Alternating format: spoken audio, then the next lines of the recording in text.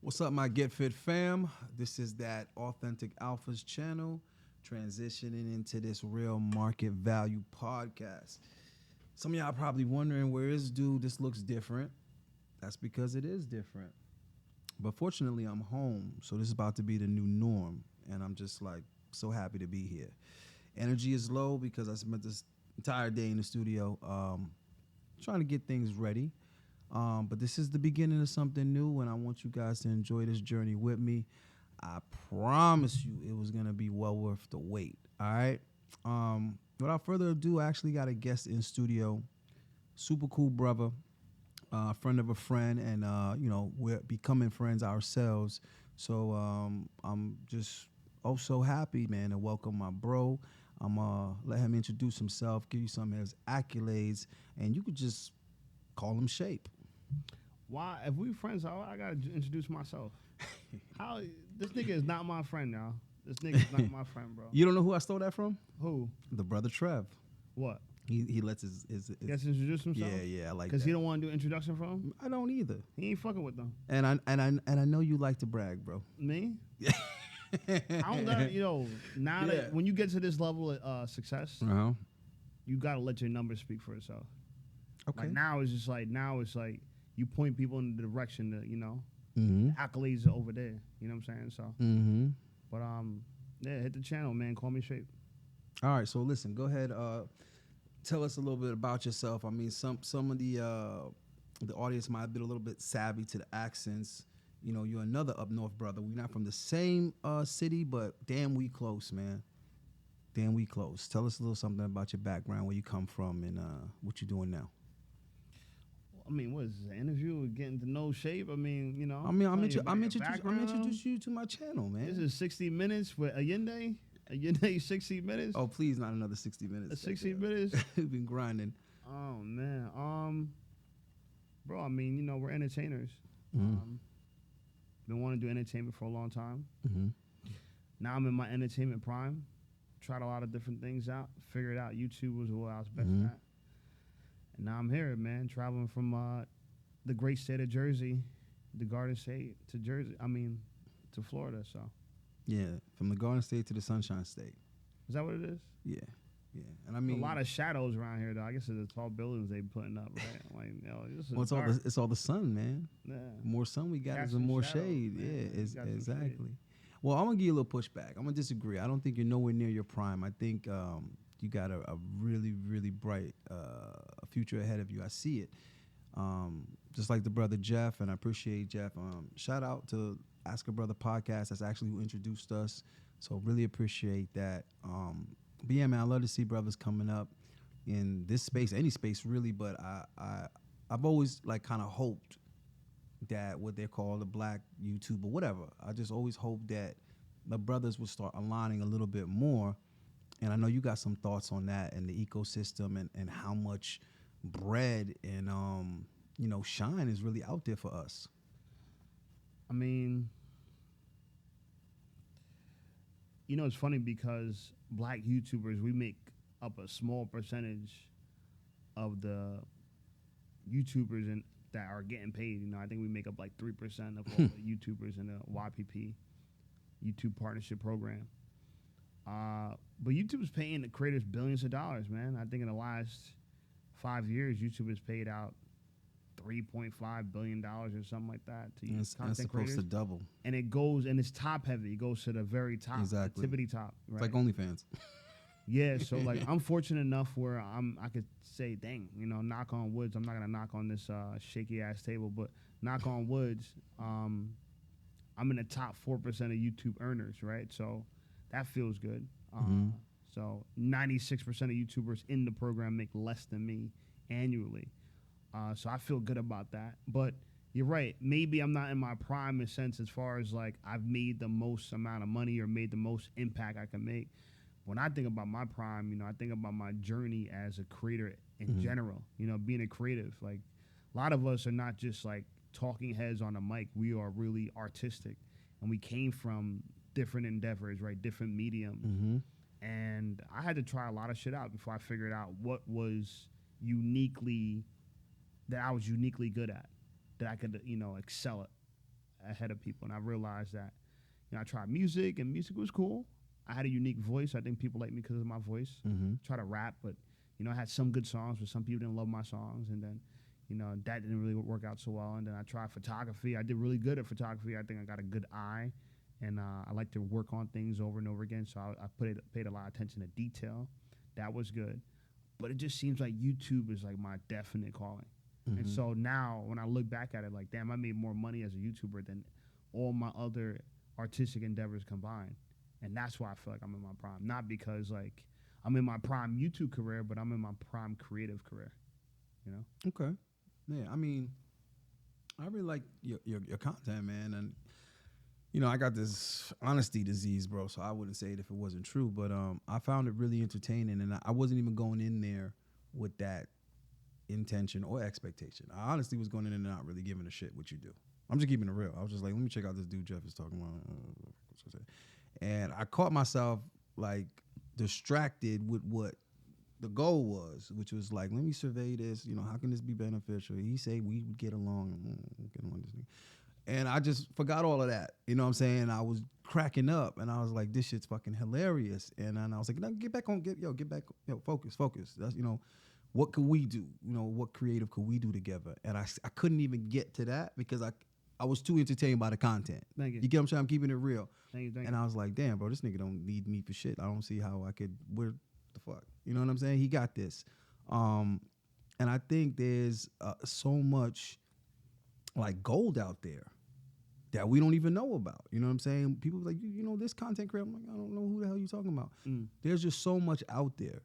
But like you were saying, there's still so much more space. And there's so many dudes out there that's hella successful and we still never heard of them. So YouTube is really becoming like this little gem where people can not even recognize you, but you is more successful than the rappers. You get what I'm trying to say? That's like household names. Yeah, I mean, if you think about it, YouTube has the most fair, I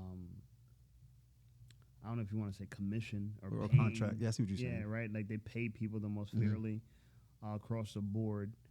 And so, like, the way I like to look at it, like, we all got a good record deal at YouTube, right? Well, what you said was YouTube is a place where no matter who you are, we all get the same contract. It's what you do with it. And I thought that was pretty accurate. Yeah. It's what do you do with it? Yeah. And it's, it's sad because the barrier to entry is so low for YouTube. Everybody tries it. Don't take it serious.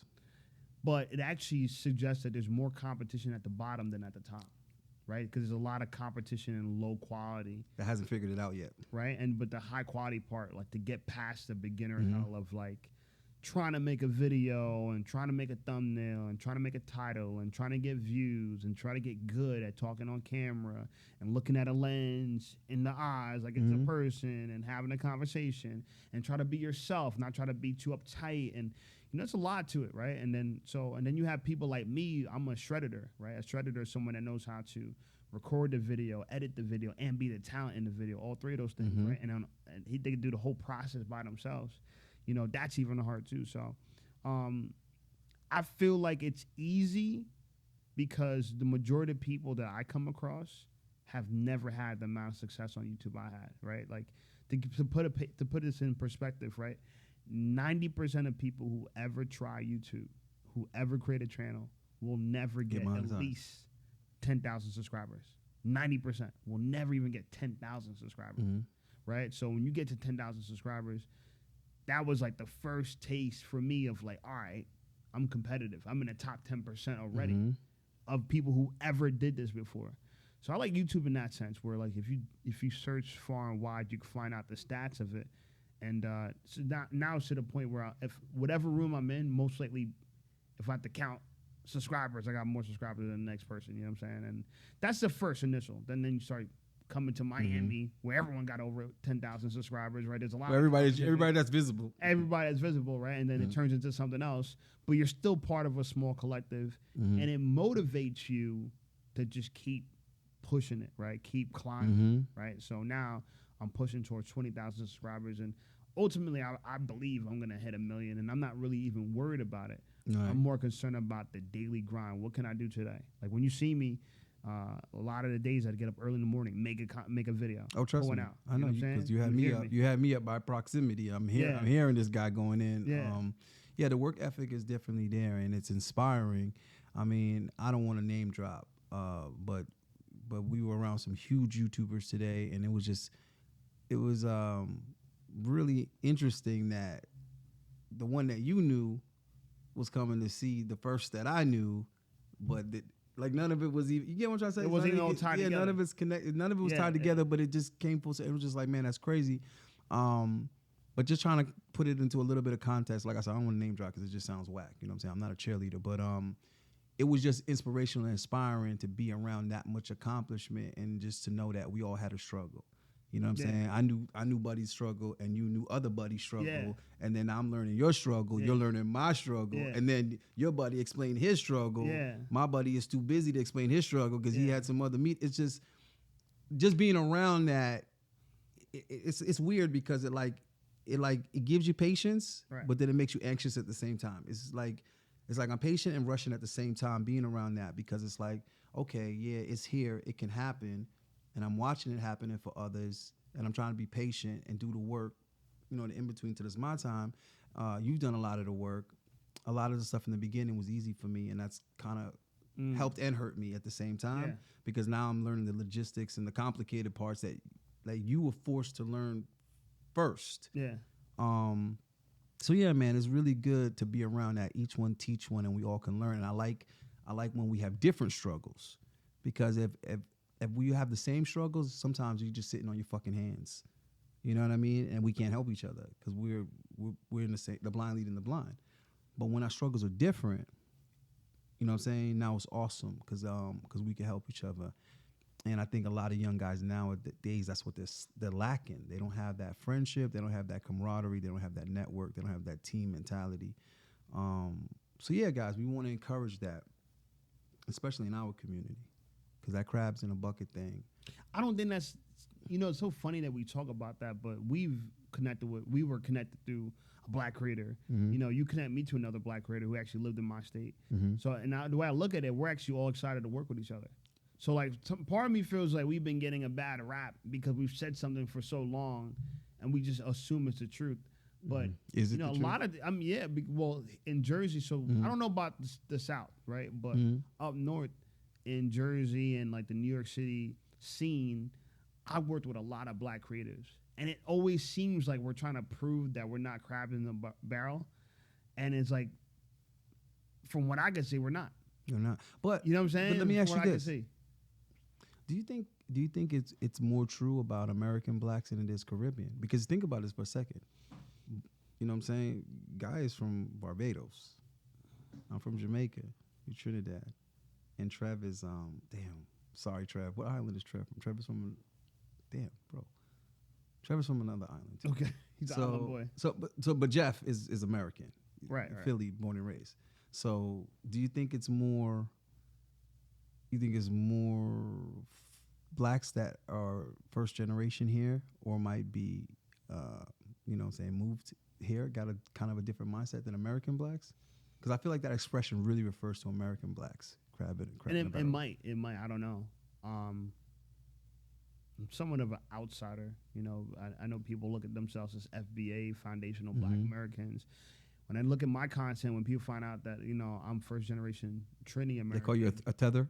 Yeah, you're a tether now. Yeah, now I'm a tether. Like what? I'm American, bro. I went through everything that we went through. It's a new term, but I think what's happening is that. Blacks who are blacks, right? Even that's such a term. Black people who all the generations of their family come from the South or come from America for like years and years and, a lot of generations. I think they want an identity that they feel like the Caribbeans have, right? We have blacks in America don't like I like the American flag, right? And I was born in America and I like the American flag. And I like the American flag because I know the struggles of living in Trinidad. And I understand that I have an opportunity that a lot of my cousins, even my siblings, I got siblings born in Trinidad, right? They don't have. And so for me, it motivates me like all hell, and it makes me feel proud to be American. I'm Trini from the roots, right? Exactly. But you know, Jersey's where really that's my hood, right? That's like that's my background, right? That's Right, like that's my what I know, society, That's right. my community, and but I also knew I wasn't African American because growing up, like I didn't know anything about Bro, chitlins. African Americans aren't even African Americans. Well, yeah, right. Jesse James, Jesse. They just Jackson don't. They just made don't up know term. that, and we do. So, yeah, I thought about that years ago, when I would wonder why, quote unquote, Black Americans would be so defensive of that term, and they would hold to that term. If I'd be like, "Yo, I'm not black," they get all offended. You are black, and you think you're better than us. It's like, no, it's not. I think I'm better than anyone. I just know that I'm not black. That's not a thing. My TV is black when it's off. My car is black. This table's black. I'm not black. I'm Jamaican. Same thing. It's not the same thing. Because if a Haitian was told a Jamaican and a Haitian is the same thing, we have a problem. Yeah. Just like if you tell a Cuban and a Puerto Rican it's the same thing, we have a problem. We speak the same language. That's it. So I always thought that was a luxury, that I had a default title, a default, you see what I'm saying, culture that I could defer to. Like, no, I'm this. I'm raised here, yeah, but I'm this. You know what I'm saying? My parents, my grandparents, all my cousins, we all from that. That's the foundation, right? So I think they don't have that luxury. You know what I'm saying? And that's something to take into consideration. But those are the foundational people of this country, far more than just where they see it. The starting point is further back, right? So we don't want to get too into that, but just know that the people is the people of here. You get what I'm trying to say? We can identify where we came from, where the boat came from. You know what I mean? Yeah, I just don't know like the history of America the way that people who their grandmother used to go to the same high school they went to, or you know, like my grandma never drove a car before, right? So like, and when I used to go spend summers at my grandma's house, or spend summers in Trinidad, and so I know a lot about Trinidad culture, right? Our cuisine, our traditions, our accents, right? I know a lot about it. I don't know a lot about Black American culture from that standpoint, right? Like the grits and the chitlins and the food, and cooking the collard greens in the bathtub like Kamala. Like, I don't know about that. You know what I'm saying? Like, I don't know anything about that. But people used to make me feel guilty about it because they tie black into everything, right? And so now that we're distinguishing, you're not black enough. I'm not black because you know. So, but are you Trinidadian enough? Did your family? They don't think you're Trinidadian enough exactly. Either, because same thing with me. You're not okay Jamaican enough. I'm okay with that, Yeah, right? Like I'm not looking to identify with something so holy. I'm myself, you know, and so I don't know if there's a color thing. Just to answer that question, this is a long way to answer the whole crab in a barrel mindset. I'm glad that I could work with black people, but I'm glad to work with people, y'all. Is your preference? What's the preference though, or is there even a preference to work with people? The only reason why I like working with black people is so I don't feel the thing about. So all right, coming from Jersey, you know, the race dynamics in that state, you know, you have black neighborhoods that are like the hood, and you have white neighborhoods that are like the suburbs. Suburbs, yeah. And I think there's a real separation, but it's like segregation. It's not physical; it's cultural. Yeah, and it's covert. It's covert in a way where, you know, a black person from Newark don't feel like he belongs with the white people from Short Hills, right? Or the white person from Summit don't feel like they belong with the black people in Patterson. And if they are left alone and to gather and assemble themselves into groups, they would separate themselves without even naturally, right? Without litigation. I learned that working in the club. That you watch when the people come in, they self-segregate. It's interesting, even if they don't know each other, right? And it's a sad thing, right? I'm the kind of person where I moved from Jersey City when I was 13 years old to the suburbs. It was a major culture shock because I'd never been around so much white people in my life. And I also never knew I was black because no one told me I was black until I got to the suburbs, right? And so it was like, what? Like, people remind me every day, like, you're black. Like, little kids every day, like, you're black. Like, right? Like, I've been black my whole life, I guess, at that point, but no one told me I was, right? Yeah. So you started feeling like an outsider. And I'm glad it happened because it made me understand other people. And what I mean by other people, people who don't necessarily look like you, right? And people who feel like they identify differently than you because of their demographic, right? But I started realizing there's more to life than your demographic. Oh, yeah, definitely. There's your psychographic. Because you might look a certain way demographically, Well, who are you psychographing? But I don't fit into the box they think it's supposed that you fit in, right? And so, like, absolutely. Not everyone looks the part, right? Not everyone behaves the part. So it's just something to think about. Like, me personally, I think that at some point, I want to be able to transcend this race conversation, because I think it's really it stagnates the human growth and the human development, because we don't segregate dogs by color. We don't separate animals by color. We don't separate, things that are in the same mammalian family by color, right? Like right. It's different breeds, yeah. Right. It's like, who buys only one color dog, or who buys only one color cat? Exactly. Right? You buy a breed. Right. So it's same thing with cars. I mean, Honda's a Honda, Toyota's a Toyota, Benz is a Benz. The color is irrelevant. Right. But only when it comes to people. It's a big thing. And I think I'm gonna use that as an opportunity to segue to, I think, some of the topics that we maybe oversaturate, like women. It's funny to me how women view everything else in life completely differently than they view men as far as their logic. They'll settle for the car that they can afford to drive. They will settle for the apartment or the home that they can afford to live in. They'll settle for the job that they're qualified for. But somehow when it comes to men, that same logic doesn't apply. They think that it is utterly unacceptable to settle for the man that they actually qualify for. Yet they'll do a job that they hate, but they'll accept that that's the job they qualify for. You see what I'm trying to say? I think because there's a more abstract view of what man you qualify for, what woman you qualify for, and maybe it's like a sliding scale, and maybe the person you qualified for 5 years ago you don't qualify for today, up or down, and so it's hard to measure these things, I think. And I think people are just optimistic, even if it's unsustainable, over time, because I think ultimately we feel like women believe they deserve someone that they like. They deserve someone that they deserve what they like, and they deserve what they like, and they deserve what they want. They deserve to be called. I even discovered that women want to be called beautiful, even if they're not beautiful.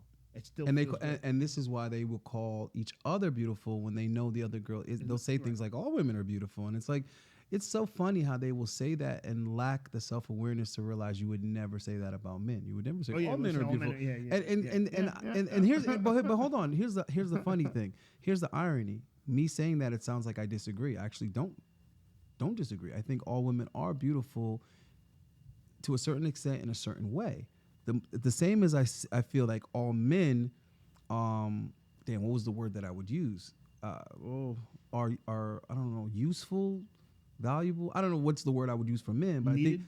I think I don't even want to say that. What I want to say is there is an essence, you know what I'm saying, to being a guy, to being a man, if that makes any sense. Just like there's an essence to being a woman. Okay.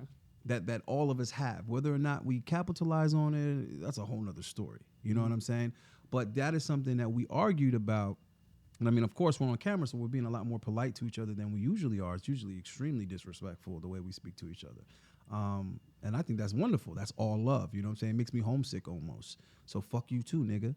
But we were arguing about that when you were saying, no, I think what it is that... Wait, that was for me? I thought you were talking about men and women. No, that's for you. Us? That's for you, nigga. What the fuck did I do? You talking about fuck me? What in the world? Hey, does anyone else pay attention to this? No, but all seriousness, when we have this conversation, we were arguing. You know, it wasn't respectful at all. But I was saying, no, I don't think that it's abstract. It's not abstract at all. It's real simple.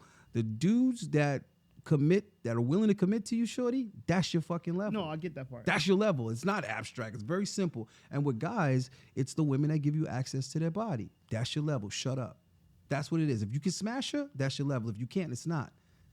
So women will look at it like who they can smash.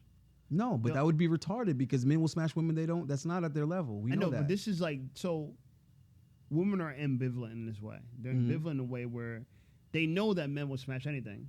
But they always assume a man smashing them because they have a lot of value. They're very beautiful. Tell me about it. It's for them. I mean, sex is the ultimate validation, right? You sleep with a girl.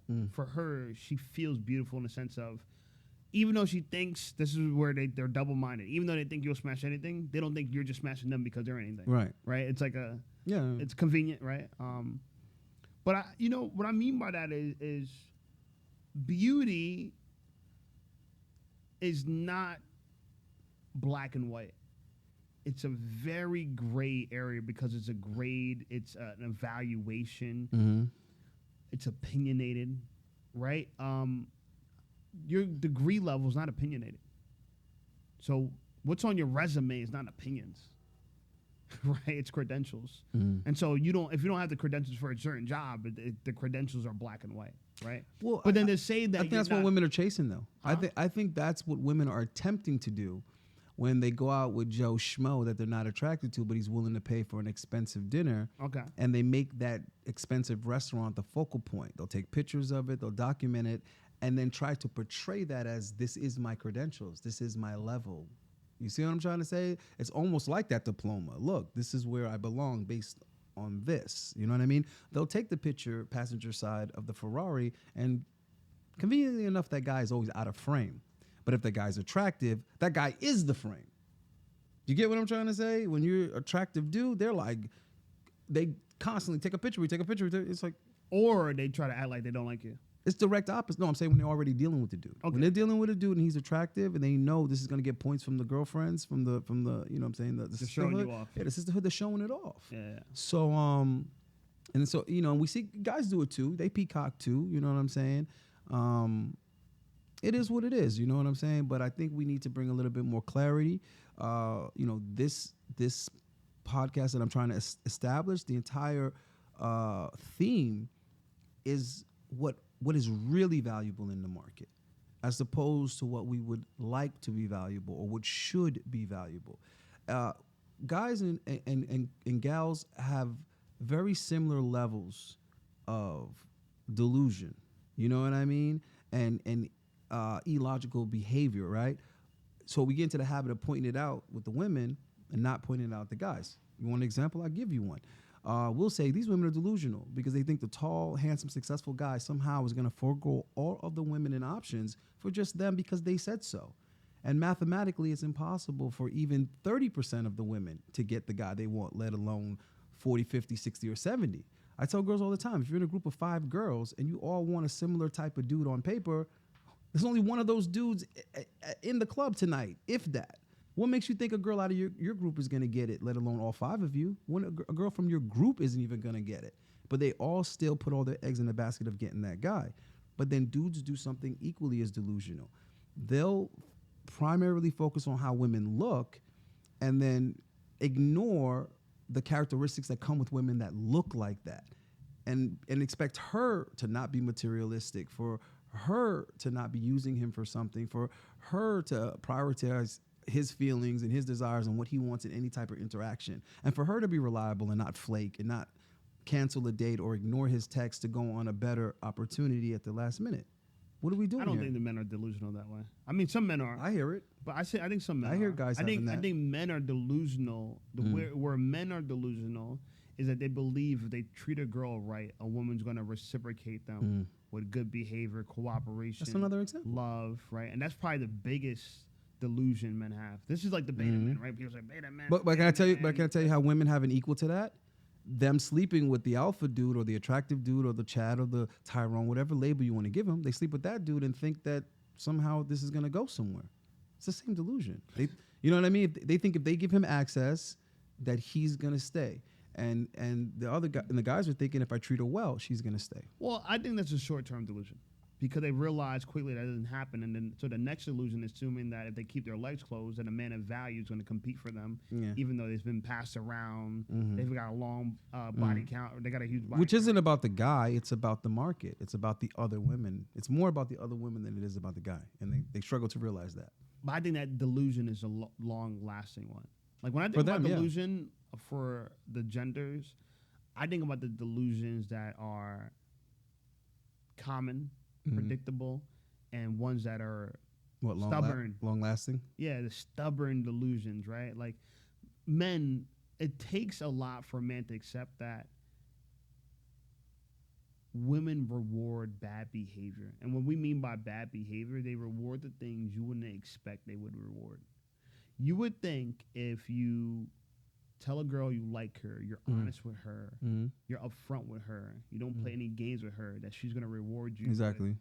relationship. Because it's commitment, logical. Because it's honesty. logical. That'd be logical, right? The truth of the matter is I've done all that shit before, and I've been treated poorly I've been ghosted by women. I've been right, and so what I've learned, it's unfortunate because like I feel like the marketplace has,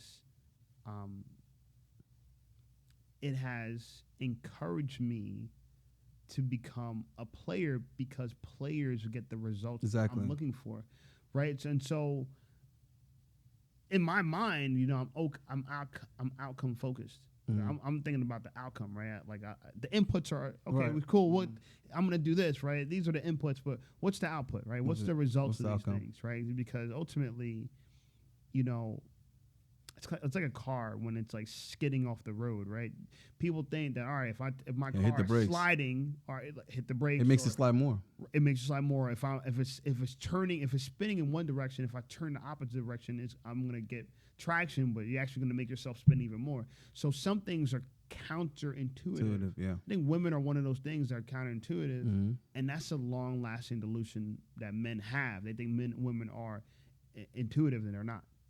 I don't think it's so much that the women are rewarding bad behavior. I think what it is that they're rewarding a combination of men they're actually attracted to and characteristics that they aren't necessarily properly interpreting. You know what I mean? Because that's why everything is based on the individual. If this guy does it, you know, if I bring flowers, and I've experimented with this, let me see what happens. Okay. If I bring flowers, it's dope. You know, they're bragging to their friends and all this other stuff. But if Joe Schmo brings flowers, oh my God, that was so creepy. How did he get my job address? It's on Google. Yeah, but like what? You told him where you work. It's on Google. Chill, relax. It's not that serious. The dude was sending you flowers or bringing you flowers. Yeah, but it's like so creepy, and it's like he's invading my space.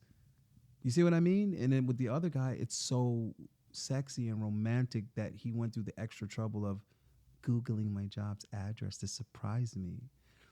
So I don't really think it's necessarily as simple as they punish bad behavior. I wish it was. Just like guys say all the time, oh, they like the bad boys. It's like, you're looking at those as bad characteristics, bad behavior.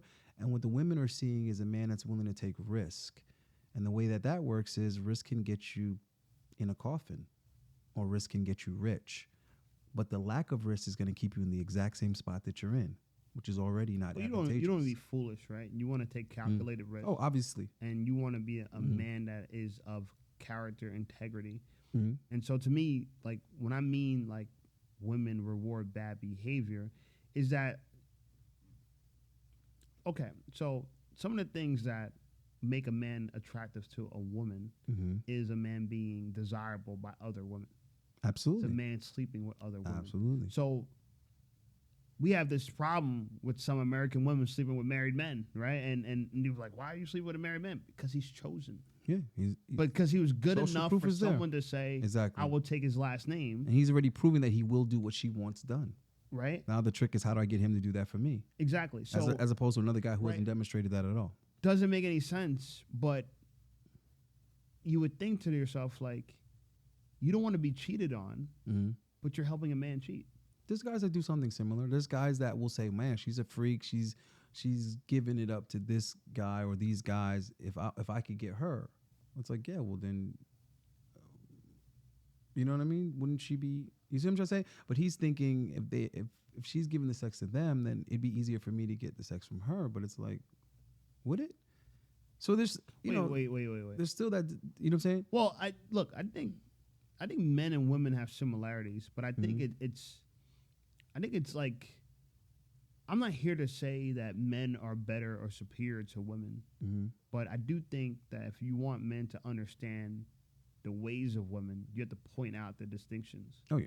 Yeah. Right? Like, that's the thing. Like, a lot of people are even listening to this conversation because they're still trying to figure out, how do I approach my dating life? What should I do? Right? When I started listening to Red Pill content and content about dating, I was trying to figure out, well, all right, so how come this girl I really like, how come things don't work out with her? But this girl that I don't even care about, exactly. I can't beat her off with a stick. I can't get her out of here. Right? And so you just think, and then you realize, like, oh, because you're treating them differently. Right? And women say they want to be treated special. Yeah. But here's go back to what I said, bad behavior. If you treat them like they're nobody, they're eager to become somebody to you, and they want to earn you. If you put them on a pedestal like they say they want to be put on a pedestal, they'll ghost you. We are leaving out some caveats though, right? Dude in question has to already be attractive though. And I think that so many guys are missing that key factor. It's like, yeah, there's all these things that you need to be doing correctly and right, but those things come after you're already attractive. Well, you could be attractive and still get ghosted. No, that's my point. My point is the being attractive comes first and foremost.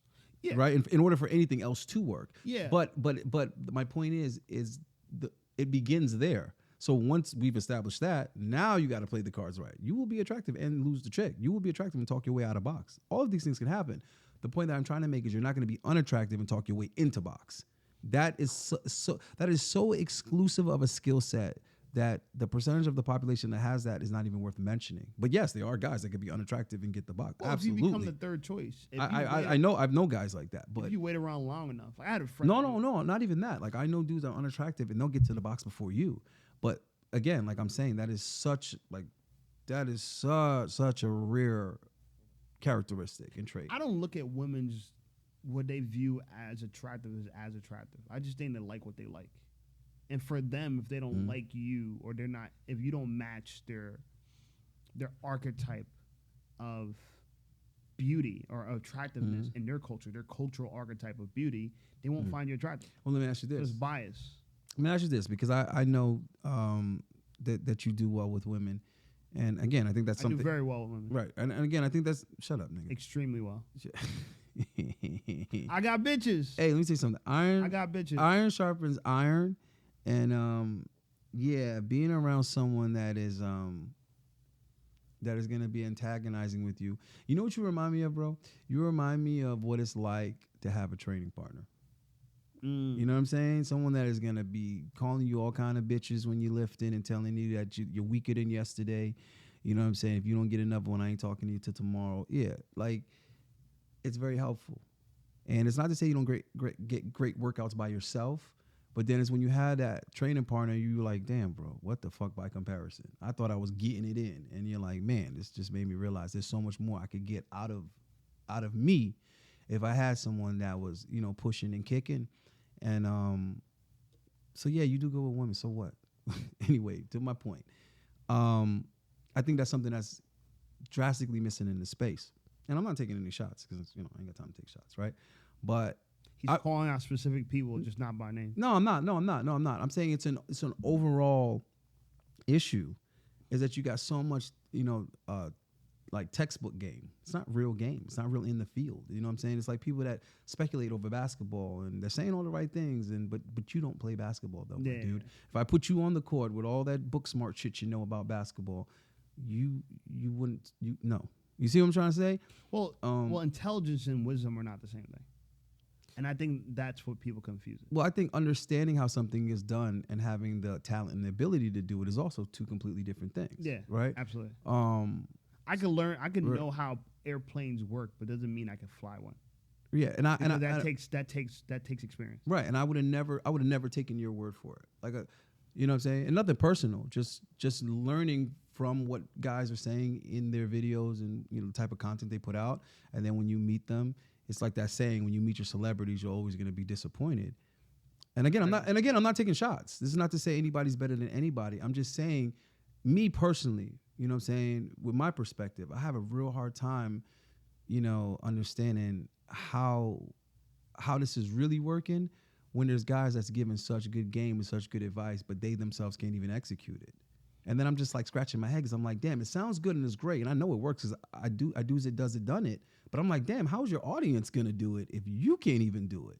You know what I'm saying? It's the craziest thing. It's like someone telling you how to buy a house, like the best way to buy a house to save, you know, the most and get the most for your money. And then they themselves haven't bought any homes. And you're just like, everything he said was right and true. I asked my accountant. You know what I'm saying? He said, yeah, but he hadn't done it. But that's what makes women such a hard thing for men to figure out, because they're ambivalent. Mm-hmm. And so you have to be smart with women, but you also have to be dumb with women.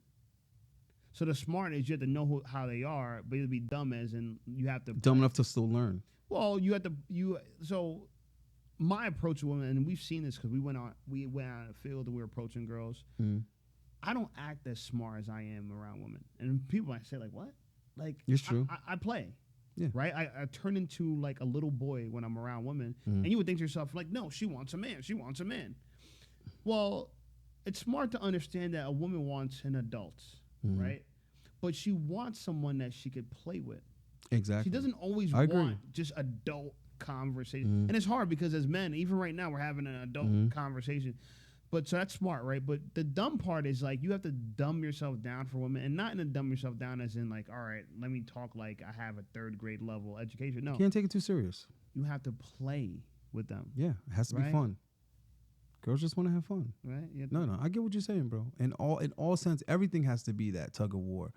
If I want to smash out a chick on Thursday, please believe I'm already flirting and you know what I'm saying? The banter, I'm already kicking that up for Monday because that's just the way it works. You know what I mean? I don't know why you turn it off. Bro, I never turn it off. I'm never serious. Yo, one of my girls, she hates when I call her one of my girls. But one of my girls, like, she never knows when I'm being serious or not. Yeah. That's how much I lay it on. Right. 24/7. And that's what was missing in my last relationship while my chick ended up leaving me. Facts. And you have to be. And I've been there before. You have to have this self-awareness. I've been there before. You have to have it. I've been the dude who I thought women want a leader, right? So a leader is teaching, explaining this and that, right? I was doing too much of that. But sometimes you lead by showing a woman this is how you want to be seduced. This is how you want to experience your life. Women are a lot more showing than telling. Right? People want to tell you how smart they are. But that's the thing about social skills. The soft skills are just doing it. It's not like the conversation in the Manosphere, the Red Pill, we're talking about hard skills, right? What I mean by that, we're describing things in a real specific, general way. Well, here's the information that they leave out. That you can't operate with facts and definitions and descriptions with women. You have to. There's no emotion for it. You just have to show it. Right. Girls like to play. So how do you show play? Well, one of the things is when I'm with my girls or one of my girls, it's always like a game in my mind. And it doesn't matter the age, bro. For us. That chick I went out with was a couple of days ago. He's making fun of me. He's making fun of me because I went out with a big girl. Huh? A big girl. Those were other jokes. Okay. You've been roasting me a lot lately for my selections, and I feel like I don't shame you for your low hanging fruit. I think you like easy wins, bro. I don't know. No, is it not like easy wins or my wins are easy? Come on, buddy. That's a nice way to put it. Don't. I think. Okay, so hold on. If you see a gazelle that's injured, you're going in for the kill. All right, let's the start. limping Hold on. gazelle, No. Let's verify. Let's verify, bro. I don't squeam or wiggle. Let's verify. So the 40-year-old, because where I was going with this is that I took a 40-year-old to Dave & Buster's. You know what I mean? No, but she had a great time. Okay. You know what I'm saying? Because for that very thing that you were saying, I wasn't being too serious or taking everything too serious, and I was trying to get her to a more playful, youthful state. But real quick, now that we're talking about how low the fruit hangs, was that chick not attractive? Because until I said she was 40, the jokes didn't come. Which one? I don't remember. So I got to refresh your... No, but just describe her. What's her description? Colombian chick with the come on, bro. Colombian chick with the curly hair and great smile, nice hips. You know, I don't remember. You don't remember. You show me a lot of women now. Hey, look, are you trying to? I'm just saying. Did you know some of them watch the? I'm just saying. Some of them watch the channel. Sometimes we like. Hey, look, yo. So to watch the channel. Yeah. But yeah, guys. Anyway, the point that I'm trying to make. What do they say? Glazing? I'm not glazing, right? I'm sticking to the facts, right? I'm keeping it. I'm trying to push it into perspective. I would not have taken Shape's word for his level of game, right? I just wouldn't have, right? Can't do it. And I mean, we were talking for a while and getting to know each other. I even made an appearance on your joint long before we actually hung out the first time. Yeah. And you know, I told him straight up the first time we were hanging out, I was like, bro, yeah, I want to kick it. I'm in the city, I'm close, but you know, I also got this chick, you know, that, you know, my time is limited. So I was like, you know, can we consolidate this? Do you got a chick that you can, and he was like, which one, you know, yeah, anyway, He's like, yes, of course, obviously. I was like, all right, cool. We'll do a double date. And we were trying to figure out what we wanted to do. And we ultimately decided on doing something that was competitive and playful, something the chicks would enjoy, but that we could bump heads on, right? Because we're both very competitive. And who won? Shape won, but Okay. bro, you won that day. Okay. You won that day. Okay. There's gonna be other days, bro. Okay. There's gonna be, and you owe me the rematch. I'm gonna get my rematch like this week, actually. That's fine. And he's coming. So back. look, so just so we know what we're talking about. We don't gotta get into the specifics, man. All right, guys. Okay. Okay, but the game. We need to get back. Look, so to the viewer, that's a side conversation, but I think, and I want to stay on this because one of the books that I'm writing, I'm putting this heavily in the book. I really believe men don't play enough with women. Absolutely not. And I think they don't compete enough with other men. Yeah, and so I think my issue with a lot of women is like once you get so deep into the red pill and the manosphere, you think about, all right, don't double text and don't compliment her looks. And if she tries to change the date, don't let her change the date. And don't be too available. And we have all these don't do. Exactly. Right? But all then these rules. then what do you do? Right? No, then what do you do? What do you do? Right? Like, what do you do? So, and then we showed it because we went out in the field and we were actually talking to girls. And it was like, all right, how do you approach a girl? How do you break the ice? Right? And in my mind, you break the ice by being silly. And it might sound stupid. Like, I'm not a clown. I don't go up to a girl and I try to act like a clown. I don't do funny dance or anything. I wouldn't say that at all. But you're kind of you disarm them. inappropriate in a way, right? Maybe a little sexual innuendo. Maybe like there's multiple games you can play, right? Like the sexual innuendo game is one of them. You could play the nickname game. You call them a nickname. There's so many games you can play. You can invent one. But the idea is play a game. Now, me and you, we're not interviewers or street interviewers, but we played one for the day, and we asked girls questions. You know what I'm saying? And then we always made it back to like, do you want to like? So you got a boyfriend? Yeah. What do you do after this? Right. And it was so it worked so well. And it'd be disrespectful not to. We got numbers, and the girls had fun. And I look back at the footage. I'm like, this is fun. And they were trying to steal our night. So what are we doing? Hey, you coming to pick us up? We're like, yo, shorty, yo, chill. We doing other other stuff. we went out. We got free food. Yeah. Playing with the cashiers. Bro, so everything, it never ended, right? So Shape goes up to the Shape goes to the chick at Chipotle's. Is like, which one of us do you think is more handsome, right? And where this came from is that the girls were roasting me because I had the shirt tied on my head when I made the appearance on Trev's pod. Yeah. So anyway, so he's been, reminding me, yo, these girls are on TikTok roasting you. They keep talking about they ain't taking no advice from no homeless nigga that got a shirt tied on his head. So this day I happened to have a shirt tied on my head also. Damn. So that's what we were trying to figure out is, do the girls feel the same way about the thing tied, or these girls just mad because of comments I made about black women? We're going to get to that in a second. And so he asked her, which one of us you think is more handsome? And I said, no, ask the question we really want to know. Whose head attire, you know what I'm saying, does she prefer better? And I was like, your hat or the thing? And she changed the subject completely and was like, oh, no, I like dreadheads. I said, okay, well, then, this one's This one's on the house. That came left field. Right, and I said, well, then this one's on the house. And sure enough, all three of us ate for free. Would you say you just tipped her or something like that? Me, you, and Eddie ate for free. Yeah, essentially. And I didn't realize that. I thought only I got free food. So I sat down. They were like, yo, we got this shit for free. I was like, oh, shit, okay. You see how they come behind me, pause, you know what I'm saying, and try to steal my win. And it's okay. Again, he likes easy wins, right? Like, I killed the gazelle, right? And now he wants to jump on their neck. I get it. The gazelle's already dead, brother. You don't got all right, so hold on. Strangle it to death. So Sophie was an easy win? But we're not going to call out names because people... There's plenty of Sophies, bro. Well, no, not because... I'm just saying I want to stick to the topic that people... I mean, at some point, you're going to be able to edit these videos and put the clips I'm not editing shit. And put the clips in. Well, yeah, that's what Eddie's doing. Eddie's doing all the editing that needs to be done right now. How you doing over there, Eddie? I'm just saying at some point, we're going to be able to get... Because a lot of this is still, a trial run as far as, like, getting the content really good. Because, it is not that easy. But certainly isn't. I think one of the hardest things to continuously do in this space is deliver high quality content. And I think, I'm down to help your platform. I feel like if you want your platform to grow, I think, knowing about your story, how you started us off this YouTube shit, you had some shortcuts, and now you're at a point where you're trying to pivot and go into something else. This could be fun, bro. And so, I know you need my help. I know you need my wisdom. I know you need my expertise.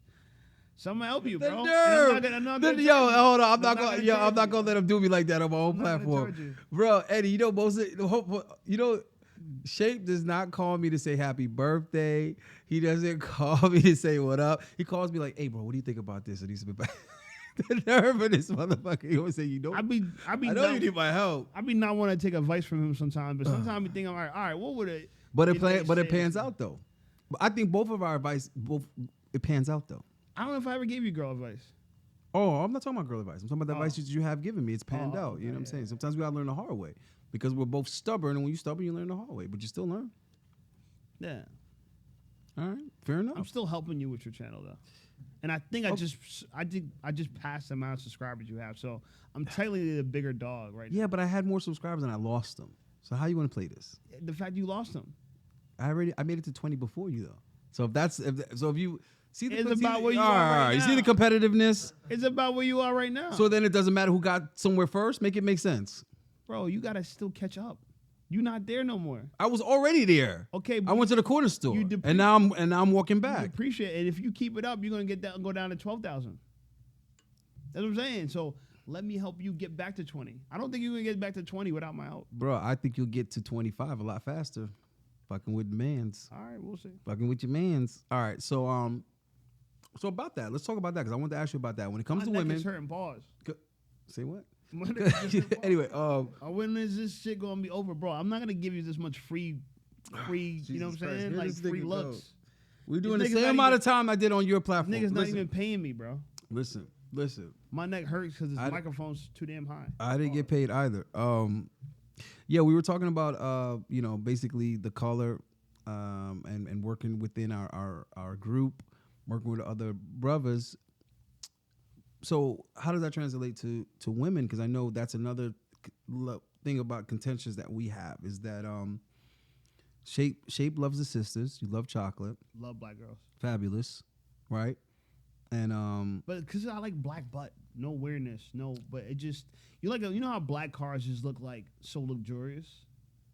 That's why I got one. Yeah. Yeah, I like. Okay. You know what I'm saying? You look at the bumper of a black car. Mm-hmm. When I look at the bumper of a black woman, I'm like, damn. I can't help it, bro. There's just something like luxurious about a black woman. No, well, they're gonna love me in this space for saying this, and I'm not saying it for that reason. and ladies, I'm not saying it for that reason. And ladies don't because. But if I woke up next to a beautiful brown skin woman, and he doesn't. I'll be happy. He doesn't lack the same complaints that we have. That's what's interesting about it. Why it's worth bringing up is that he'll say that, right? He has a genuine love and attraction for sisters, and that's awesome. It's the yams. We disagree. Bro. We disagree on everything from food to women, cars, everything.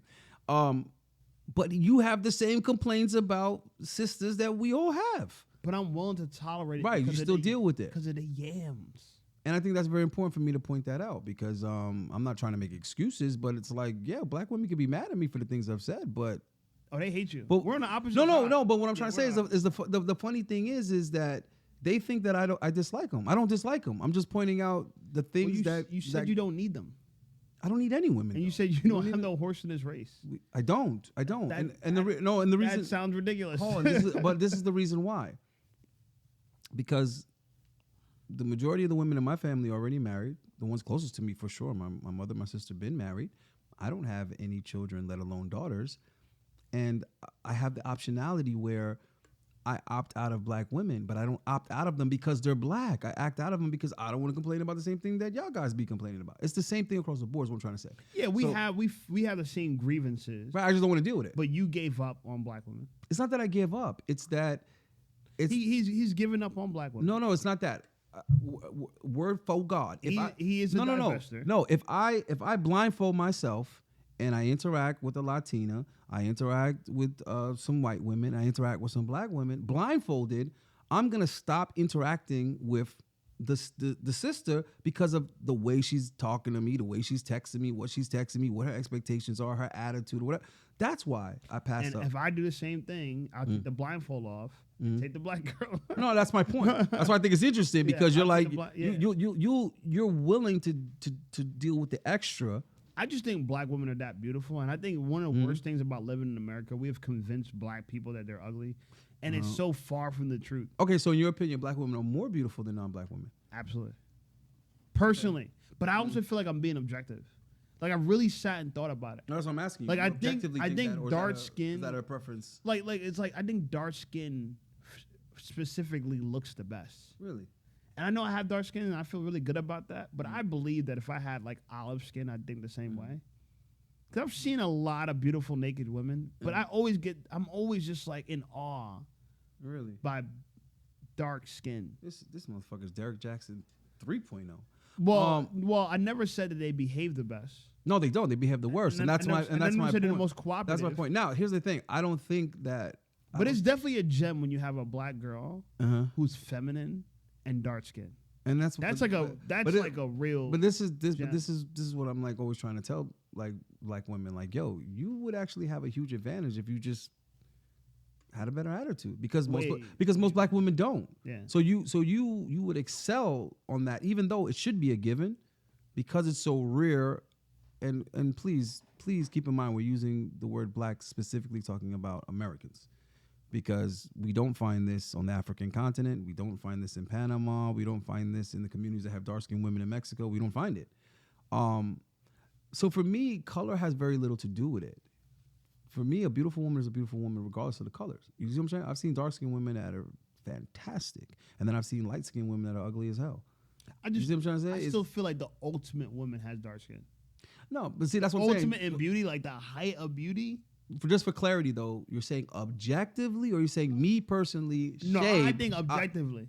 Really? Because I would date a girl who has fair skin. I would marry a girl who has fair skin. I would have children with a girl who has fair skin. I would have children with a woman of any race.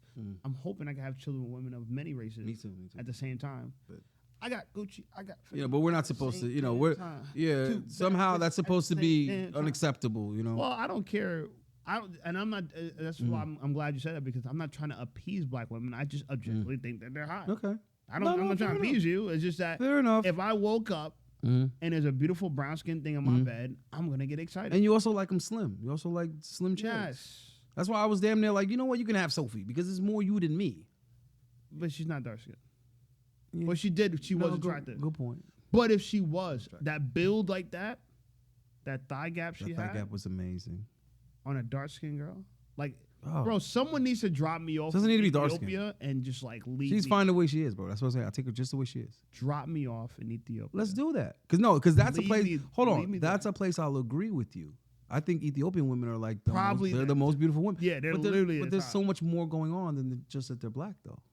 There is. The eyes, the hair. Even if they had the worst attitudes. Like, I'm not talking about the attitudes. The attitudes are fantastic. But even if they did, I'd still be in awe, though. I'm a very vain person, yo. I'm gonna keep it real. Okay, so this is what I'm very vain. This is something I noticed. I think American black women, Western black women, they have this miseducation where they believe that femininity is weakness, right? They believe that a woman can't be strong and outspoken without being disrespectful and argumentative. Because and African women prove that is not true, because they are not pushovers at all.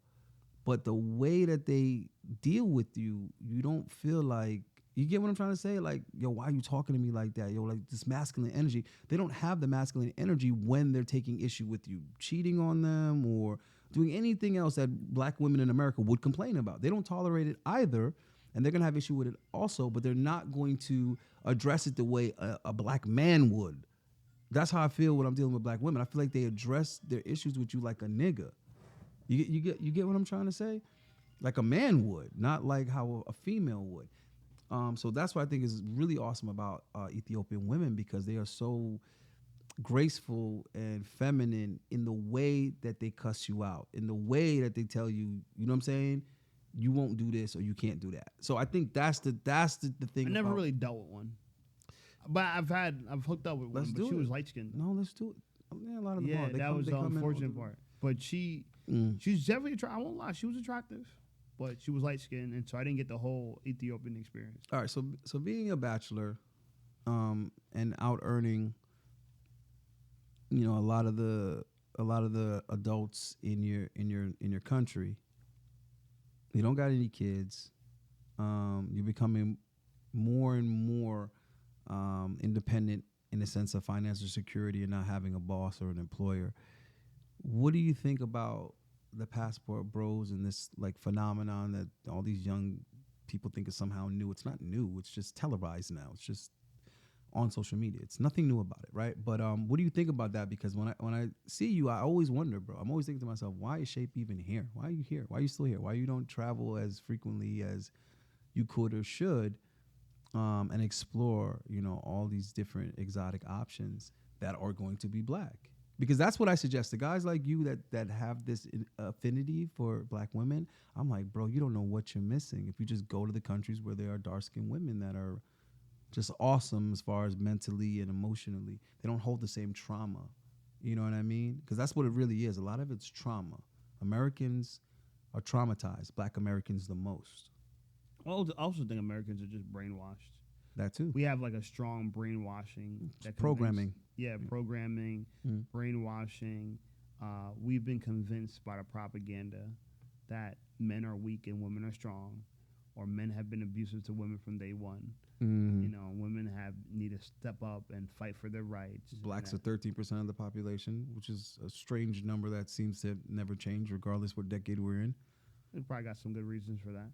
It's propaganda. Women are this idea that women are oppressed, and you know, there's a lot of things that are leading to the gender wars in the West that just simply don't exist in the East because they have to get along to survive. And your family is a unit that protects you from the government, right? And a lot of these governments across the pond are corrupt. They're all corrupt, yeah. And their family and the family unit's what protects you from that. So I think women and men naturally have to cooperate because your true enemy is the state. It's the state. Right? The enemy is not sleeping.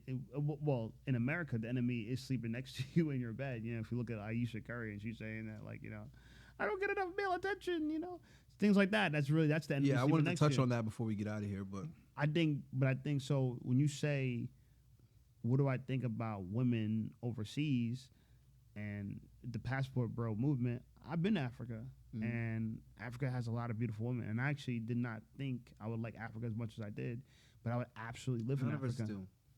None of us do. No, I would live in Africa, honestly. And I probably would love to live in Ethiopia. I never visited it before. We will. Well, I will. I will live in Africa. I don't know about you, but I'm going to. Yeah, it's going to happen. It's possible. But I think, so America has a unique social issue, but it has the best infrastructure, and it has the best market. And for people like me, I know that my opportunity to build wealth is not the same in the world as it is in America. America is the easiest place to become a millionaire and really build your resources, right? So it's like, if you want to go hunting somewhere, America's the best land to hunt, right? And so Passport Bros is a movement a lot for retirees. I think a lot of retirees could benefit from it. But I think they don't qualify as passport bros. Like, who they put that label on, they do for young guys. Right. It seems to have a certain characteristics. Well, a lot of women ultimately want to eliminate competition, and they're going to eliminate competition by convincing men. But these niggas get that name to themselves, though. Well, what I'm saying is women shame passport bros. Who cares what women shame? Well, I'm just mentioning it. I think they shame passport bros because they really feel threatened by women across the seas. And I think women are just threatened by all women, you know, whether you're younger, or more beautiful. I don't think they're threatened by other women. I mean, obviously they are. They're trying to eliminate competition. I don't think that's where it's coming from, though. Just give me a second. I don't think that's where it's coming from. I think what it is. Okay, let me give you an example. I think black women over the past few decades have had this interesting resentment and combined jealousy for black men that are talented and can supersede the circumstances. just fill me out on this one.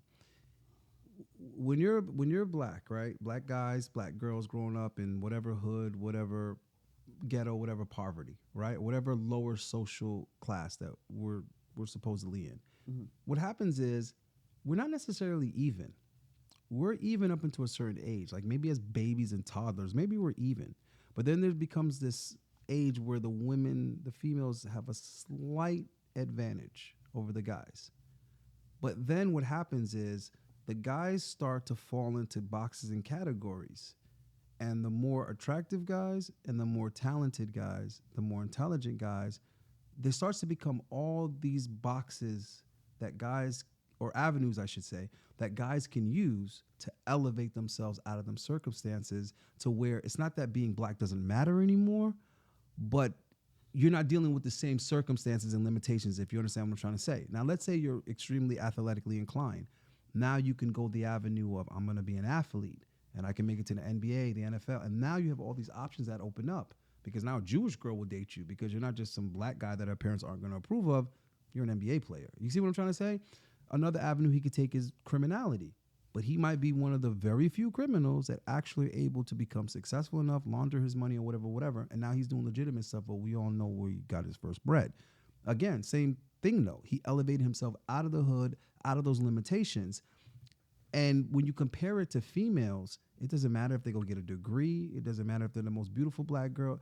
It doesn't seem to ever, there never seems to be really an avenue where they can elevate themselves out of being a black person in that lower social status. Do you understand what I'm trying to say? Like, there's ways that we can get out of it and just kind of be on the same playing field as the people who supposedly aren't supposed to be able to get up there with.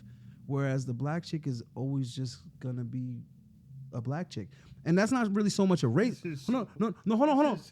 No. And I want you to feel me what I'm saying. That's not even so much. I can't feel this because Hold on. That's not even so much a race thing. That's really also sort of a gender thing, because a woman at the end of the day she's just gonna be a woman. Feel me what I'm saying? Because people are like, yo, what is this guy saying? He's crazy. Fuck him. Hate speech. No, shut up and listen. The elevation for women is different than. Hold up. Just shut up and say what I'm saying. A guy can be short, fat, ugly, whatever. He makes enough money. He can have a beautiful girl. He becomes a high value man. All these other things. Right, he could. But what I'm trying to say is, a woman, her getting all the bread in the world, all the accolades or whatever, it's not going to make her more attractive to what guy? Well, here's the thing. Who's checking for Oprah? Here's the thing. A woman's value it could increase to an individual man. A man's value. Look in the camera. Tell the audience that I know this. I know that already. I know that already. This is not about what you know. Okay. This is not about what you know. Mm. And so for a woman to elevate her value, it would be from going from the girlfriend to the wife, to the mother, to the daughter-in-law. Mm-hmm. Right. And so, I don't think it's the same way where she could improve herself on the marketplace the way a man can. Nor do I think she should, because I think her sexual strategy would be to kind of get a promotion, right? And men, our sexual strategy would become the kind of guy that can give the promotions. Exactly. Right? And that's two different things, right? You're trying to climb the corporate ladder, right? And you're trying to associate with who did. And you're trying to trying to dominate the marketplace. Exactly. So it's different in that way. And so we have different objectives. And so to me, a woman becoming more valuable would be, like I said, like, to me, a wife is more valuable to me than a girlfriend. A mother of my children who's also a wife, who's cooperative, who's easy to get along with. She's a lot more valuable than somebody else's baby mama. Than some girl that I'm just smashing. Exactly. Right? And so that's how but I don't think women see it that way. I think women don't. To compete for multiple men at the same time, the same strategy a man would have, and I think that's where a lot of women fall short. And they handicap themselves because they'll have children out of wedlock and then somehow fathom that they could be more important to a guy they haven't met yet than a guy they had kids with. And it just blows my mind that it's like, how are you going to be more valuable to some other dude than you are the dude you had kids with? How is this possible? You already give that guy something you could never give another guy, which is your first children. Yeah, you could have kids by another guy also, but this guy had kids with you first. He got there first. So it's just strange to me, like, they don't see. Well, they conflate their social economic value with Right. their sexual market value, and they'll look at themselves as I'm a productive woman. Well, their I have a degree, legacy. We don't talk about I have a legacy career. value. It's hard to be valuable to a man's legacy when you've already given children to another man. You see what I'm trying to say? Like if that was in the history book, like if that was in the family photo album, like, yo, this is your grandma Eleanor. Oh, by the way, she had kids previously by some other dude. Grandma Eleanor just not looking so good in the family tree anymore. I'm sorry. I don't know if that's just my opinion. Am I crazy? I mean, you date single moms, so it's kind of funny you would say that. But I think Yes, but hold on. But I don't have children with them or marry them though. yeah, okay. I just think that And it's not because I wouldn't want to. It's not because I wouldn't love to. It's just it's a very strange, awkward situation where my wife has to somehow interact with some dude that she gave children to before me. And this is not out of any hate or this is no shade. I'm just saying I want the ladies to understand how difficult of an ask that is because it existing isn't really the issue to me. The fact that they're so blind or oblivious to it, or the fact that they ignore it is like the biggest slap in the face. Like, you're not even acknowledging how much of an ask this is from any man, let alone the man you're asking it from. But if you feel like a man of value and you still... That's an ask from any man. I'm sorry, for any man, that's but a big I'm saying ask. if you feel like you're a man of value and you share intimacy with a woman who has children, you're one of the reasons why her ego is inflated. No. Because if you feel like, well, because let's talk. No, she should be able to separate her ego from reality. Just because a guy has sex with you doesn't mean that you're I'm not rated saying it, but anywhere. Listen, and part of the things that I say that we're doing with women is we're making sure they enjoy themselves. So if you find your man of value who is concerned with a woman enjoying herself and she happens to have a child, she looks at it like, man, you know what? There are guys who could value me, and I can't knock her. And can't think to herself, No, like, she's. I do value her. Hold on. Yeah. You're gonna let me go. You're not. So on one end, I hear what you're saying, but on another end, I gotta admit that, like, you know, if you're going to take a stance like that, you know, maybe you shouldn't dip your toe in the single mom water, only because I know as a player, from a player to another player, you ain't gonna go in there and browbeat her, argue with her, fight with her. Are you?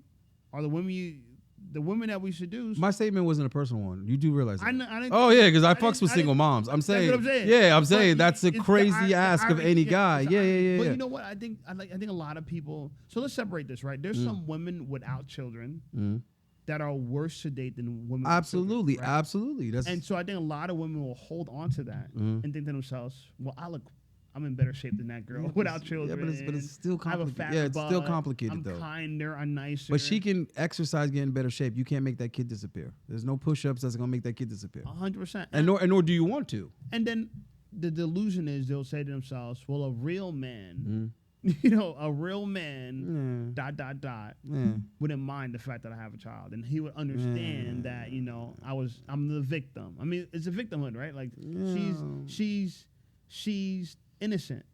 To an extent. No, to an extent. I don't think she's innocent, but she believes. No, to an extent, women are victims.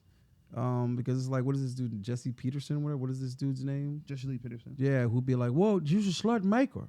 You're a slut maker." Yeah, that's a real thing.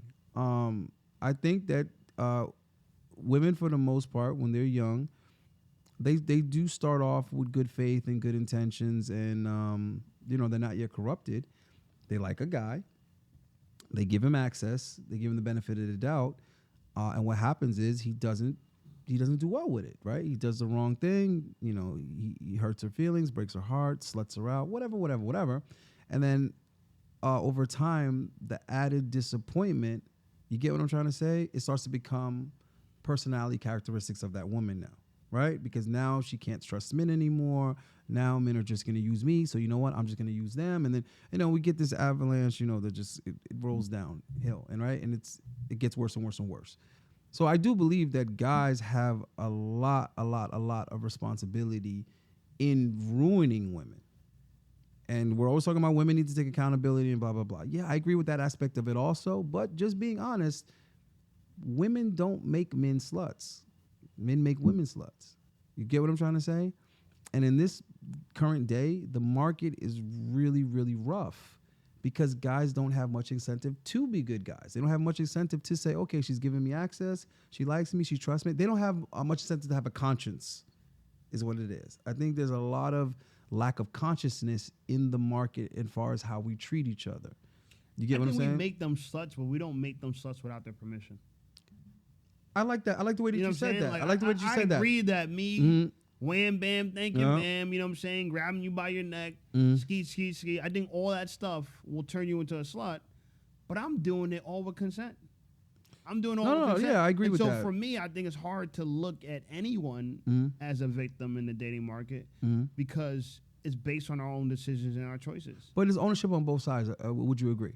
So for but example, I think it's hard to have a conversation when we keep trying to equalize everything. You can't. That's what I'm trying to say. You can't. So I think the thought should be, especially in the man space, not figuring out just where men have opportunity to take accountability, because we know men have no choice but to take accountability. But we all don't, though. We can't live. Well, we all don't, though. We don't. But I think the thing that I like to talk about when it comes to dating dynamics is the opportunities that women have. So even though men watch my content, realistically, I feel like women could they benefit. They're way more. Right? Yeah, because for sure. all I'm doing is exposing the way men think, right? And so I try to give the idea, like, look, I get it. Someone told you you're supposed to have a whole phase in your 20s in college. I believe you should protect your chastity with your life until you're over 35. That's so hard for them to see the value in that, though. And I think your whole phase should start if you are single, childless, and have no opportunities over the age of 35. Now, a lot of women, they were saying, like, no, that make no sense. Like, I was young and dumb. Young and dumb is the reason why I was a hoe when I was younger, right? But for me, it's like, but that's when you have so much value, it doesn't make sense to be a hoe. You should hoe on the decline. If you're going to hoe as a woman. No. Because so hoeing the decline in the prime. No, because the thing is, hoeing is fun. Hoeing doesn't require delayed gratification. Hoeing doesn't involve foresight or accountability. You see what I'm trying to say? Like, it's really hard. It make sense? It's really hard. Yes, because it's really hard to sell them on that. That's like trying to tell a young dude, yo, don't party, don't club, don't date chicks, don't hook up. Just focus on work, and then later when you're rich, then you'll be able to have whoever girl you want. There's some truth to it, but at the same time, that's a hard sell to a guy that has to wake up every day and go to bed every day, not entertaining himself, indulging himself, having experiences, having fun, busting a nut, none of these things. So it's going to be a hard sell shape. I don't think it's a hard sell. I don't think it matters how hard it is. I think the focus should be what's the reality. Like, I think YouTube is hard. I think YouTube is hard, right? Let's keep it real. YouTube is hard. It really is hard. And this is what I'm trying to say. Like, less than 10% of people who ever done YouTube surpass 10,000 subscribers. Instagram should be a different number, right? Well, can I tell you the difference in that, though? But I think just to finish the point I was going to make before you interject is that women could learn a lot if they're given new ideas that they may have not heard from because it's not the common propaganda. Right. And I think if you understand that you do irreparable damage to your future by being promiscuous as a young woman, right, and understand that most women want to become wives, they want to start families. And the hardest thing about being a woman compared to a man is you do have to figure out a large portion of your life younger than a man. Right, a man absolutely wake up in his 40s or be told, or just be told what you need to do, and take those people's words for it. So when women say the patriarchy and they use it wrong, but I think what they're really trying to say is that there's some strong advantages to being a man, and I agree with them, and I like those advantages. But it comes in a way at a higher cost and a higher burden of performance, where women have to just preserve their value. We have to build our value. We could always build our value, where women can't always preserve their value. And that's where the propaganda confused them, because it has them measuring themselves with the metrics that measures us, but only when it's convenient. They don't measure themselves on the same metrics when it comes to the things that are disadvantages to men. It's really that simple, because men, we have, I don't know if I want to call it a luxury, but we have the benefit of our mistakes and our trials and our tribulations and our hardships making us better. Yeah. Whereas women, It ruins them. it ruins them. They can't afford to make the slightest mistake or mishap. So they have to move to an entire different city. And nowadays that's not gonna help you because of the internet. But the point that I was trying to make earlier, and I wasn't trying to interrupt you, I just wanted to get it before I forgot, but I didn't forget. And it kind of still runs seamlessly with what you're saying. And that's, you were saying that they need, would you say better, you said better information. If they had better information, better examples. And that's kind of where I was going with it when I said there's a difference there, because YouTube has superstars. The NBA has superstars. Hollywood has superstars. So for guys, there are some examples of what happens when you do the hard work and when you know what I'm saying, you go through the difficulties to try to reach that goal. There are some examples of what's on the other end. Whereas women, where are the examples of the wives? There's no superstar wives. And some people are like, yeah, they are. No, those are famous wives. They're not superstars for being wives, is what I'm trying to say. They're famous because of the guy they're attached to. Aisha Curry is a famous wife. She's not a superstar wife. She's not amazing at being a wife. Her fame doesn't come from how good she is at wifing. You know what I'm saying? Her popularity comes from the status of her husband. So what happens is women don't see those examples. They see the Kim Kardashians and they see all these other women that whether or not they're married is irrelevant. What they're famous for, you get what I'm trying to say, is what those women are chasing. And those aren't even realistic qualities. Like, I don't know. I've never heard a dude ever say that Kim Kardashian is wifey material. I've never even heard a dude say that they want or give a shit about a Kim Kardashian. Oddly enough. Now, there was a brief time in her, I don't know what you want to call it, when she was trending for the sex video or whatever, when guys were like, yo, she's a baddie, her ass was out of control. But those were all sexual comments. Nobody was like, yo, that chick Ray J was with, that's wifey material. She's there. You get what I'm trying to say? But the funny thing about it, she did get married, and she got married to a man of value. That's my point. But here's the thing. If you're looking for media to raise your children or to set the standard, you're looking in the wrong place. But that's where women look, unfortunately. They do, and that's why it's good, in my personal opinion, as a Christian man, I am happy that the Bible is the best-selling book of all time. And what I'm happy about that is the Bible gives you a direct person to look up to, an idol, and that is the Proverbs 31 wife. Proverbs 31 wife is a pretty detailed version of what I think even today would be considered a valuable superstar wife, as you put it. Mm-hmm. And it's detailed because it kind of tells you the wife's purpose, the sacrifices she makes for her husband, and it always talks about how much the husband values the wife right in the story. Mm-hmm. That's why it's a really, really good story in the Bible.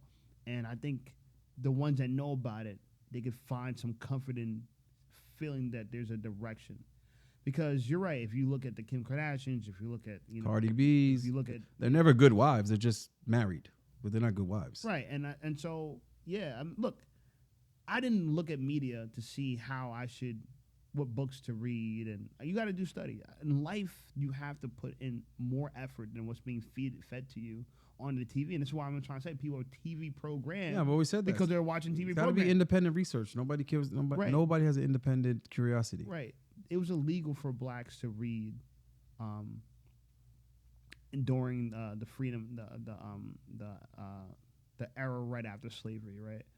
And I think we no longer have those same legal restrictions, but we still restrict ourselves. Bro, I don't It's know. already embedded in the culture. That's why it's self-policing at this point. Yeah, I think there used to be a saying, like, if you want to hide something from a black person, you put it in a book, right? And it's funny to me because then that tells me I would find it. I don't think that saying was really designed for blacks. I think people just got used to using it in reference to blacks. But I think that was just an overall saying. And if you want to hide something from someone, you put it in a book. Whether I'm black or white or whatever race someone will put me in, obviously, clearly, I guess they would think I'm black. But I'd find it. Because I've read... Because I want to find it. I'm looking for it. I've read over 100 books in the last 5 years. Yeah, I'm looking for it. And I can't tell you the amount of wisdom and information I've received from just being an avid reader. And problem solving skills. Yeah, I noticed that about you. You know, and it gives you a lot of context. Like, Right. there's so many things to refer to. Like, Exactly. we're talking about when we're doing the trial run with Eddie, we're talking about like male mental health and stuff like that. And one of the best books I've ever read on that was Man's Search of Meaning, you know, by Viktor Frankl. And it's talking about a guy who survived the Holocaust and his whole family was murdered, you know, in front of his eyes. And you talking about wife, kids, parents, everybody was like, Why continue to live? right? And he actually found meaning in life in the darkest point of his life. And he went on to live. And he was able to master his circumstance psychologically first. Even though he was a prisoner physically, Yeah. he was able to master That's the where it starts. psychology of him, right? And to me, I don't know who I'd be if I'd never read that book. I don't know if I'd had the mental fortitude that I have now without reading that book and understanding that, hey, look, if this guy could find Yeah. beauty in life in, you know, such enormous tragedy and pain, what's my excuse? You know, and so I say that to say that, again, you know, we're looking in the wrong places for solutions Mm-hmm. when the only thing we're going to find in those places is propaganda. You know, and the great thing about history is that some of our greatest thinkers wrote books, I know, right? you know. And that's why they're trying to phase those out. Yeah. GPT is trying to be the authority on everything. Yeah, it's a whole other thing. Yeah. Well, I mean, before we get out of here, because I know we got to go look for some tail, or well, some black tail in your case. This late at night, the freaks are still out tonight? It's the end of midnight, bro. Did you not realize we're in Miami? Okay. Is that not where you exited In the Jersey, flight? man, everything seems Did you like get they off the? close- Did they you close get off early. at the wrong airport? They close early, man. Well, you're not in Jersey anymore, Dorothy. Okay. Yeah. I'm going to click my notes together. Yeah, so real quick, man, with this Aisha Curry stuff, and I think it's just another one. I think it's definitely some propaganda. It's not a coinky dink that you get your Jada Smith, and then next thing you know, you get your Cardi B. The next thing you know, you get your Aisha Curry, and then you get this comedian. I don't even remember his name or his wife's name. What do you think about that whole debacle, and do you think that there is some relation to it? Do you think it's not a coincidence that we're getting these stories?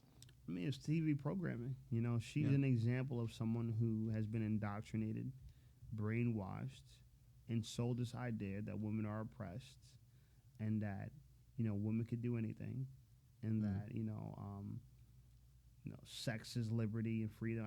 So many women were sold slavery as freedom. And that's an interesting... Yeah, it's interesting. I find that fascinating. It's a fascinating programming that it just shows you the malleability of the mind. It could be used to become very strong, but it could be used to become mush and weak. Yeah, weak. And I think that's where we are now. We're in a state of mental decay in the culture. And it's unfortunate because, you know, it just goes to show you that the reason why money can't buy happiness because you can turn your favor into your misfortune mentally. And you could feel deprived with abundance. And it just shows you that it takes real character to appreciate what you have, who you are, and the family that you've built, because your mind could easily be corrupted to think that you have less and you deserve a lot more. And I think she's an example of that. I think she's an example of someone who's been convinced that she has far less than she deserves. Which is amazing. Which is an amazing mental that trick, that's even right? possible. And, But I think it goes both and I think ways. she's suffering. I think she's goes really both ways. suffering. And I think she wants to feel beautiful in a world where it seems like women are succeeding more than she is. And so it's a competition thing. I think, you know, you'll never be truly happy with what you have if you envy what others have. I mean, but it's just gonna sound shocking, but I understand why Aisha Curry is coming from to an extent. To an extent, I think she's doing a horrible job of articulating herself. Terrible. I don't think she could be doing any worse of a job at articulating herself. But I think what she's struggling with and some people have kind of identified it as this, but I don't think they're going as far as I'm going. It's basically, oh, okay, she was the hot girl, the cute girl in high school or whatever, and Steph wasn't anybody yet, and now she's just constantly living in his shadow. But I think people are kind of underestimating how difficult it would be to almost only be known because of who your spouse is. To have your entire identity, you know what I mean, just evaporated because of who your spouse is. So again, I'm not giving her any passes, but I don't think anybody's really looking at it from that perspective and be like, yeah, damn, that would be kind of rough that they can't even say your name without thinking about your husband. Some would say that's what a wife is. It's like, no, I don't think there's any human being that's what they are. Do you get what I'm trying to say? Well, the Bible has a perspective on this, and that is that women are a man's helpmate. Right. And the greatest honor is to be the wife of a man of valor. And that she is. And if you feel like there's more to life than that, then, that's a spiritual question. And I think she has a lot of spiritual questions. But worth losing her identity completely? Well, listen, again, because we're trying this egalitarian thing where men and women are both determined by their production. Their production in the social economic marketplace. Women want to be more than they are biology. Yeah. They want to be business owners. They want to be known for the products that they create. They want to be known for their careers, and they don't want to be known for their true superpower, which is fostering and nurturing the next generation of humans. Exactly. Which is something that we can never take away from women. Like, I could become a more successful CEO than a girl, right? It's funny you said I could run that. a company better than her. No, it's funny you said that but because I'll never be able to carry, right, in my belly. A woman would never be mad for only being known for being somebody's mom. Like LeBron James' mother would never be like, "Oh my God, I'm a person. I'm not just LeBron James' mother." You know what I mean? She can live in that pride. You know what I mean? And I think there is a lot to be said about that. But unfortunately, we're seeing good is evil, evil is good. This is where we are right now. Wrong is right. Revelations is here, bro. And this is the mental trick we found for. So I pray for her. I wish her the best. And I think she's a beautiful woman. I don't have time to pray for her. If she wants more male validation, I think she's a beautiful woman. I think Steph Curry sees her that way, and I wish one day she could see herself that way. I don't think she's very attractive at all. I need to see some high school pictures because I'm like, I think she's attractive, and I think she probably was a girl who was like. I don't think pretty eyes is enough. No, I think she has a pretty. I think she's light eyes is not enough. I think she's attractive, and I think she put on some weight. And I do think she's probably. That's why I said I need to see a high school picture. Yeah, I think she's not. And this is what happens when you are envious of other people and you're not focused on your own lot. You're too worried about what other people have that you don't have. You focus on lack. You don't see the opportunity in your own life. Because, as personal trainers, because you're a personal trainer, I'm a personal trainer, some of the most fit women I see are mothers. I don't know if people understand that. That's true. They have a different type of ambition because exactly. Right? And a lot of people think that once you're a mom, your body's shot. And I know women who have 5, 6, I know women that were working out during the pregnancy. That's what I'm saying. And kept that skin elastic. Back. Yeah, and then snap back. Improved. I know women that their body improved after pregnancy. Teachers, I know group fitness teachers. Group fitness. What's up? You gonna date some single moms or what, bro? I'm not. Only because it's a turnoff for me. Why don't you date some single moms? I'll date some more black women. You don't have to date black women. You don't have to date single moms. Okay. Fair enough. All right, I think we're about done. Go ahead, shout out your channel, man. Where they're gonna find you and all like that. Because fortunately for us, we don't share the same subscribers at all. It's a good thing. It's a good thing that what? We don't share any. Yeah, well, I don't know if people who have found you 10 years ago are watching me today. I think. Where's your next stand-up show? I'm gonna be heckling the fuck out of you. I'm be in the audience talking hella shit. Bro, look, shout out to the Shade Squad. I definitely appreciate my audience. Definitely wouldn't be here without them.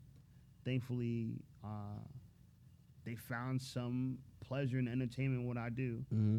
So if you want to join the Shape Squad, Google Call Me Shape, YouTube search Call Me Shape, you'll find me.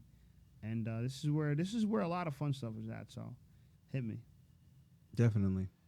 All right. Thanks for rocking with us. I guess I'm supposed to tell you to like and subscribe and share. And I'm begging you, please do it. Please do it. Because there's going to be so much more and better content coming, because I can honestly say I'm just getting started. It's like a reset. Okay. It's a soft reset. It's a reboot. All right, guys. So yeah, check us out on the next one.